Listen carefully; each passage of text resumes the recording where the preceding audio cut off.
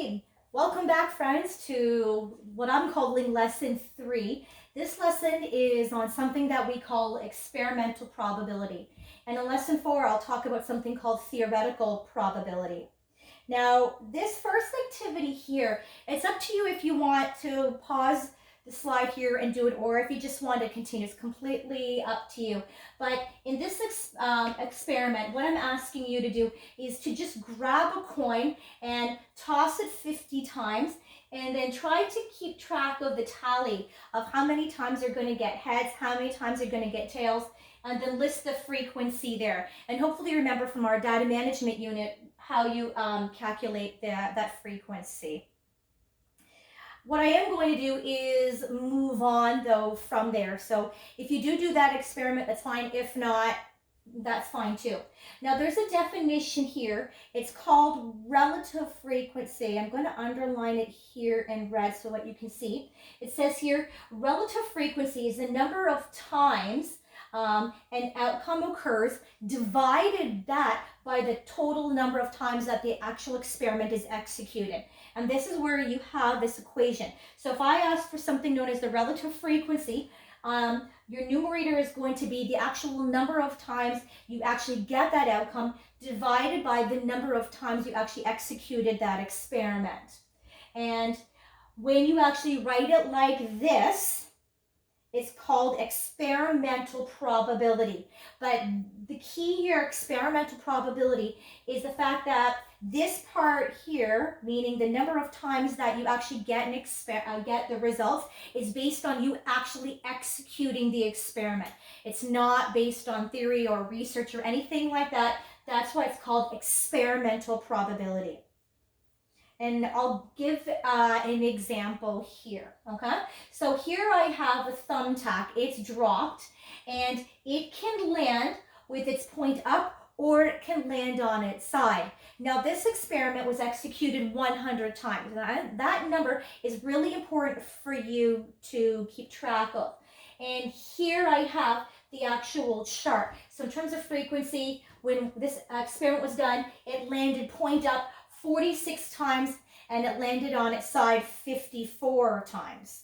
Now, a quick check to make sure that this experiment was done properly is that if you add both of these numbers, I should get 100, which is the number of times we actually do that, and we did. Now, if I want to calculate the relative frequency of the point facing up, this is how I'm going to do it. So I'm going to take the number of times that thumbtack pointed up, and I'm going to divide that by the number of times the experiment was executed. So in this case, the point up was 46 times, and I can see that from up here in my initial chart. So 46 over 100, again, 100 is the number of times this experiment was executed. So the relative frequency is 46 over 100, or you can convert that into a decimal, which is 46 hundredths. All right, you could convert that again to a percent, but very rarely done. We normally typically leave it as a fraction, and then we put that into a decimal as well.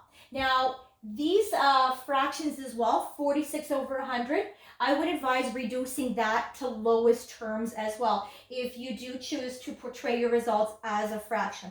But of course, as I would always say in my fraction unit, make sure you show your work. Now let's go down to the second example here. The relative frequency of the thumbtack landing on its side, if I see it's 54, so my fraction will be 54 over 100, or 54 hundredths. And again, if you choose to put this as a fraction, reduce it to lowest terms, right? You're going to have to anyways. Now this is just showing you what I already said in terms of when you're talking about the sum of the relative frequencies, you should equal 100. Doesn't matter if you add the frequency or the relative frequency, you should always get your 100, or in this case, we're going to get the 1 whole. All right, that's the number of times we executed this. Now, this is another example that you can probably relate to, and this is a baseball example. So I have a chart over here. It shows the players in the Baseball Hall of Fame. I have some last names going on here. At bat standing for, just as that says, the number of times they've been at bat, and hit stands for, again, just that, how many hits they're getting. Now, this is, just wanted you to say that when you hear the term batting average, what they're actually calculating is the relative frequency. And if you remember how we did frequency, it was a form of a fraction. It's the actual number of times something happens over the total number of times that they were actually there. So we'll go through some of the examples and it will help you out here. But I just wanted you to see that what batting average actually meant. It was actually the relative frequency that is being calculated. All right, just want to skip over that. So I'm going to go ahead and give this example here. And again, this goes along with the chart that we have here. So here are all their names going on here. So you can take Aaron for example. All right, Aaron had 3,771 hits out of over 12,000 bats that he did. If I take a look here, the fraction, this is how it's written. So we did 3,771 over 12,364.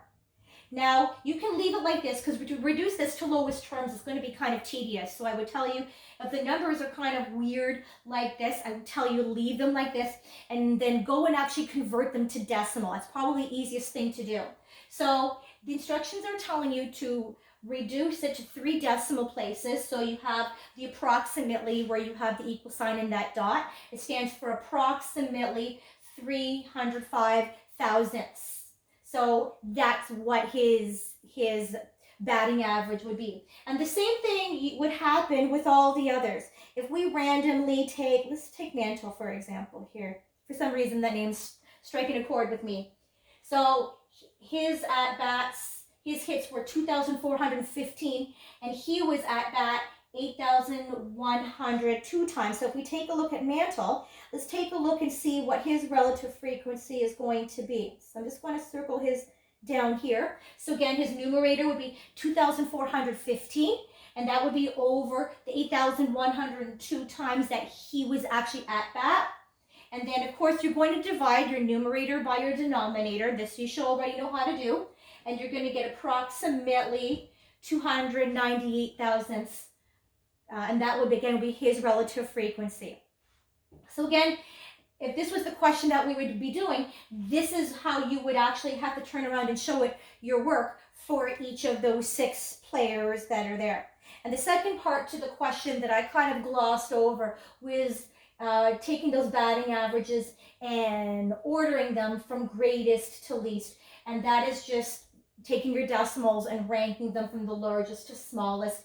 And once you have your relative frequency, which takes the form of a decimal, you can actually go ahead and answer that.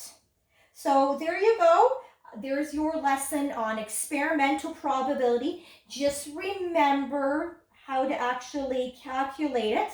And again, converting over to decimal, and then you'll be fine. So good luck with this lesson, and we'll see you in the next episode. Bye.